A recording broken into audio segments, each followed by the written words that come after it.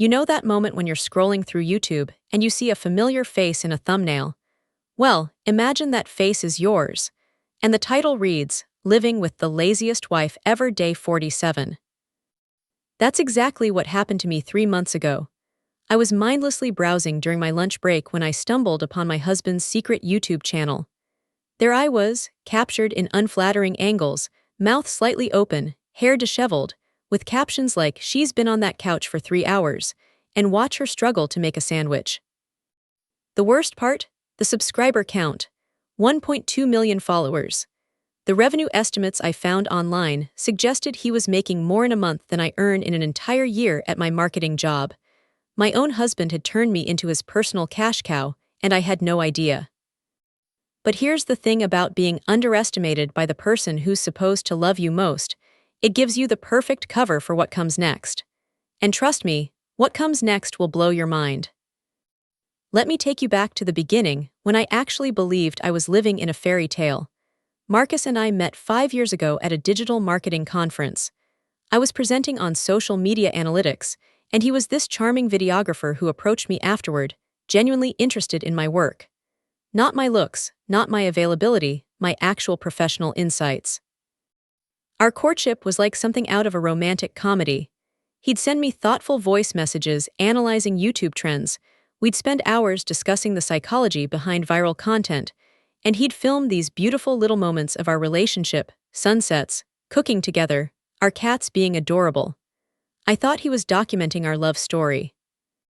When we moved in together 2 years ago, I was working 60-hour weeks at a demanding marketing agency.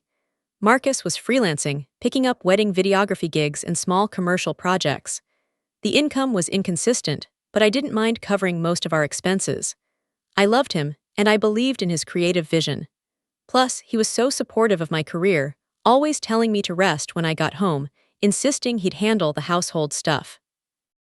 "You work so hard, babe," he'd say, gently pushing me toward the couch. "Just relax, I've got this." And I did relax. After those brutal days at the office, I'd collapse on our sectional sofa, still in my work clothes, scrolling through my phone while he bustled around the kitchen. He'd bring me wine, turn on Netflix, and I'd drift into this hazy state of exhaustion and gratitude. Sometimes I'd notice him with his camera, but he'd always say he was testing lighting or trying new angles for a client project. The signs were there, but they felt like love. He started suggesting I work from home more often. "Why stress yourself with that commute? You're so much more productive here." He'd encourage me to order takeout instead of cooking. "You've earned it." He bought me these incredibly comfortable loungewear sets, soft, oversized, perfect for working from home. "You look beautiful in anything," he'd say, but I noticed he only complimented me when I was wearing those specific outfits. Our friends started making comments. "Marcus is so lucky to have someone who supports his dreams," they'd say, but there was something else in their tone, something I couldn't quite place. Sarah, my best friend, would give me these concerned looks when she'd visit and find me in my usual spot on the couch, laptop balanced on my knees, surrounded by snack wrappers and empty coffee cups. "Don't you think you should get dressed?" she asked one Saturday afternoon. "We could go for a walk, grab lunch." I laughed it off. "I'm comfortable. Besides, Marcus is editing in the bedroom and I don't want to disturb him." But Sarah's expression didn't change. "Emma, when's the last time you left the house for something other than work?" I couldn't answer that question, and that's when I started noticing other things. How Marcus's client meetings always seemed to coincide with my lowest energy days. How he'd get this excited gleam in his eyes when I'd complain about being tired. How he'd strategically place snacks within my reach, almost like he was encouraging something.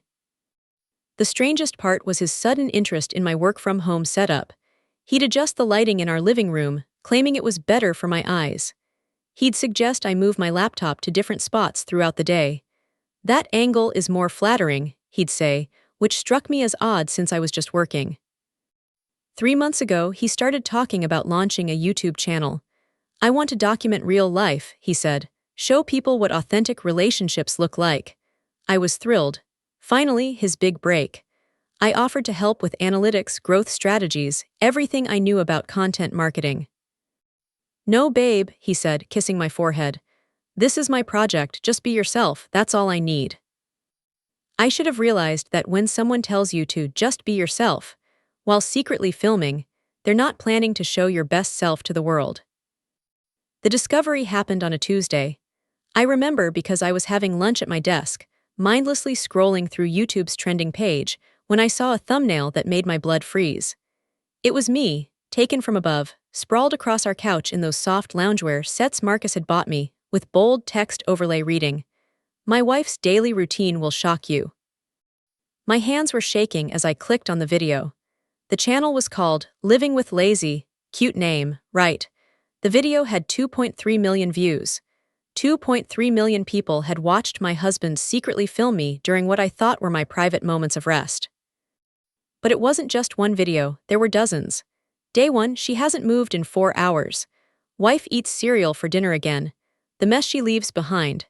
Each one had millions of views, thousands of comments, and Marcus providing this sympathetic narration about how much he loved me despite my challenges.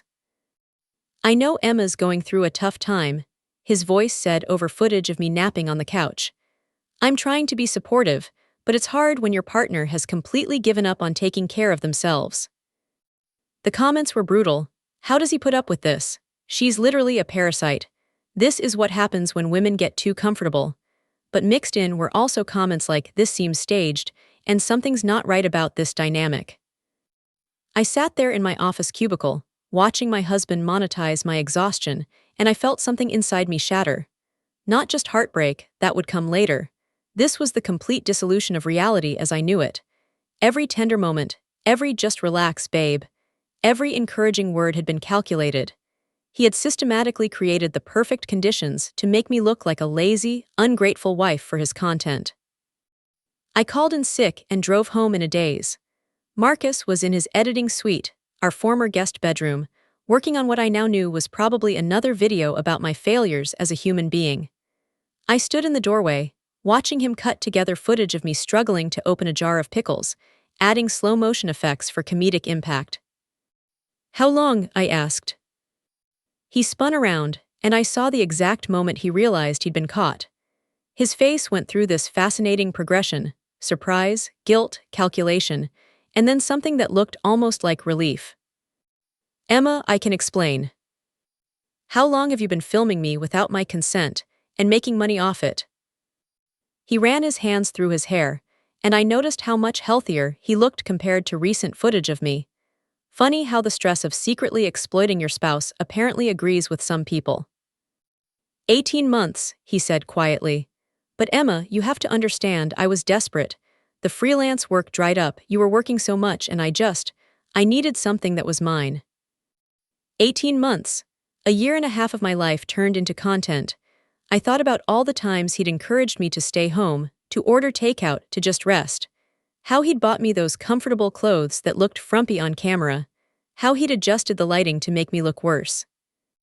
"You created this," I said, my voice surprisingly steady. "You systematically made me into your content.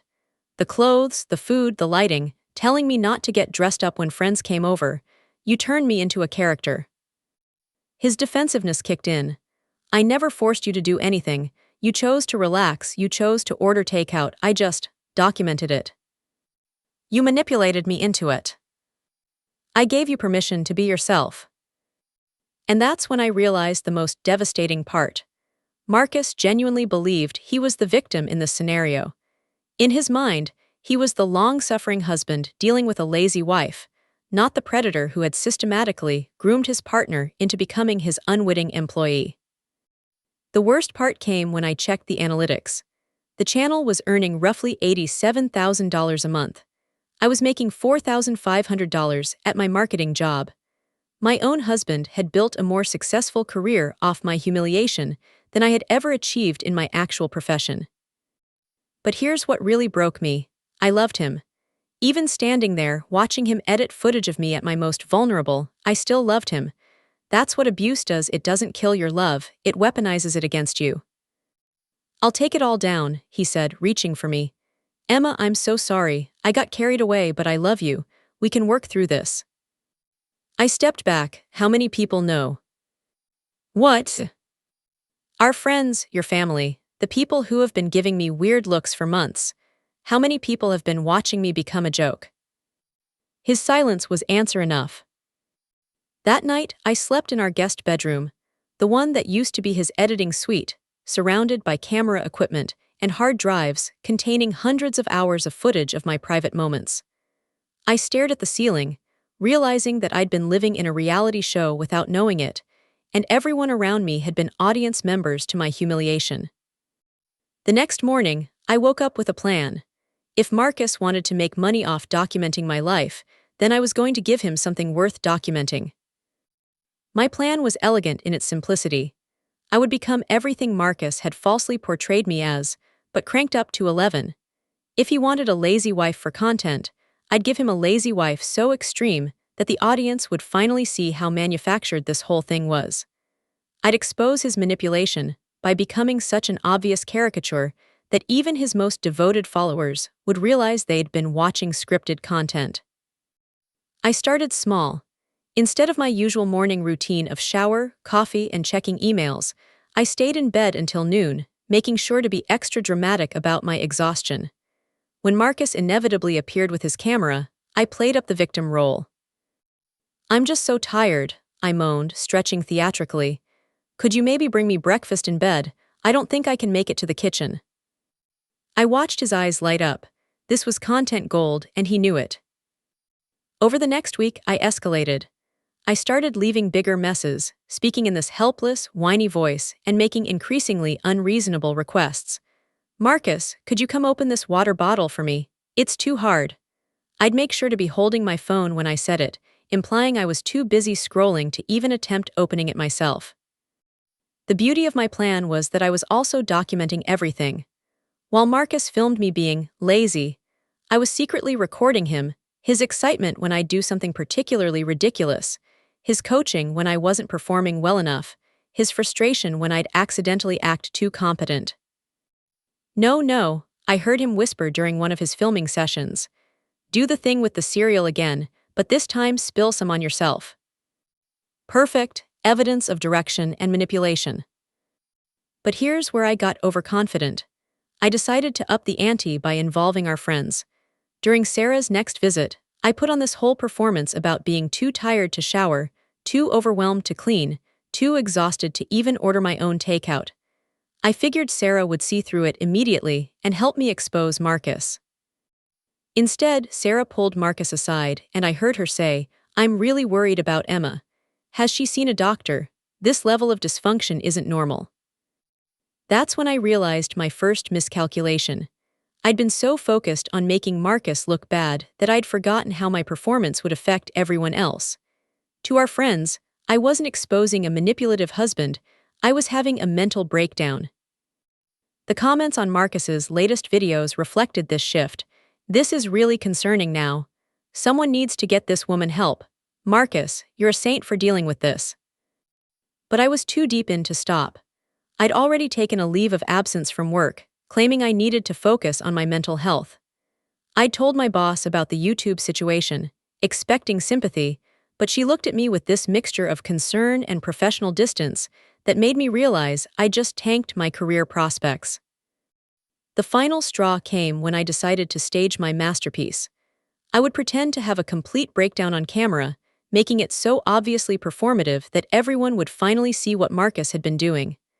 I scattered papers around the living room, messed up my hair, and started crying about how I couldn't handle basic tasks.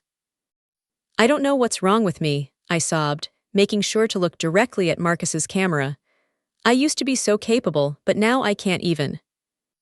And that's when I saw it, genuine concern in Marcus's eyes, not the calculated excitement I'd been expecting. He actually stopped filming and came over to me.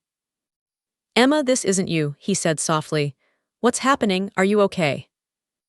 I realized with horror that my performance had been so convincing that I'd scared him. And worse, I'd scared myself. Looking around at the mess I'd created, at the person I'd become in pursuit of revenge, I couldn't tell where the performance ended and reality began. The next morning, I woke up to my phone buzzing with notifications. Someone had leaked my secret recordings, the ones where I was documenting Marcus's manipulation. But without context, They just looked like a woman secretly filming her concerned husband trying to help her.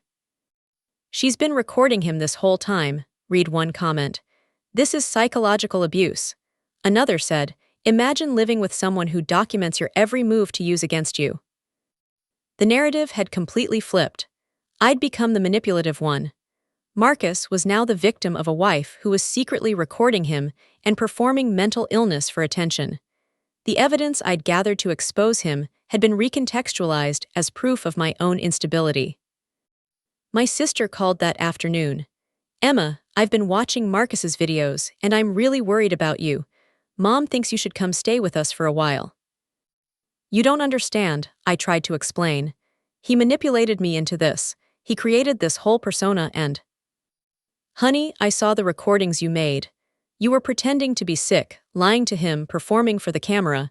That's not healthy behavior. Even my own family believed Marcus's version of events. I'd played the role of the unstable wife so well that I'd convinced everyone, including myself. The final blow came when I checked the channel's subscriber count. It had doubled. My breakdown videos were going viral, but not in the way I'd planned. People were subscribing to watch the train wreck of a marriage where a manipulative wife was trying to destroy her patient husband. Marcus found me that evening, sitting on our couch, the same couch where this all began, staring at my phone. I'm worried about you, he said, and I could hear genuine concern in his voice. Maybe we should take a break from the videos, focus on getting you help. I looked at him, this man who had systematically manipulated me into becoming his content, and realized he now genuinely believed I was the problem. My revenge had been so thorough that I'd convinced even my abuser that I was the abuser.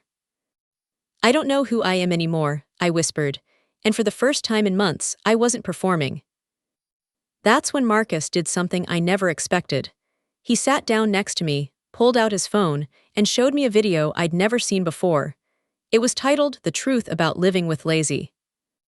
I uploaded this an hour ago, he said quietly.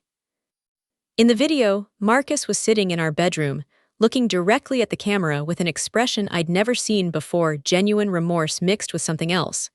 Something that looked almost like pride. I need to tell you all something, his recorded voice said. Emma isn't lazy, she's never been lazy. She's brilliant, hardworking, and she's been playing the longest con I've ever seen. My heart stopped. You see, about 6 months ago, Emma found out about this channel. And instead of leaving me, instead of exposing me, she decided to teach me a lesson. She made me believe that I was manipulating her, when really, she was manipulating me. The video continued with Marcus explaining how he'd discovered my recordings, how he'd realized I was performing, how he'd slowly begun to understand that I was showing him what real manipulation looked like. She turned me into exactly what I was accusing her of being, he said to the camera. She made me the lazy one, the one dependent on her for content, the one who couldn't function without exploiting someone else's vulnerability. And the most incredible part, she did it so convincingly that I started to believe I was the victim. I stared at Marcus, my actual husband, sitting next to me on our actual couch. How long have you known? I asked. Since the beginning, he smiled. Emma, you're a marketing genius. Did you really think I wouldn't notice when you started playing a character? You literally wrote the book on viral content psychology. The truth hit me like a freight train. There had been no secret channel, no manipulation, no year and a half of exploitation. Marcus had created a fake YouTube channel, complete with fake subscriber counts and fake revenue numbers, just to see how I'd react to being exploited. This was all a social experiment, I said, the pieces finally clicking together. You wanted to see if I'd become the villain when I thought I was the victim. We both did, Marcus said gently. Emma, this was your idea. You wanted to explore how people justify revenge, how victims can become perpetrators, how the line between justice and cruelty gets blurred when we feel betrayed. I looked around our living room, at the camera equipment, at the mess I'd created, at the woman I'd become in pursuit of revenge against a crime that was never committed. The scary part, I realized out loud, is how good I became at being the thing I thought I was fighting against. Marcus nodded. That's exactly the point. When we believe we're justified, we can become monsters and still see ourselves as heroes. The real moral of this story isn't about manipulation or revenge. It's about how easily we can lose ourselves when we're convinced we're the righteous ones. How the pursuit of justice can corrupt us just as thoroughly as the injustice we're fighting against. And sometimes, the person we need to be most afraid of is the one we become when we think we're the victim.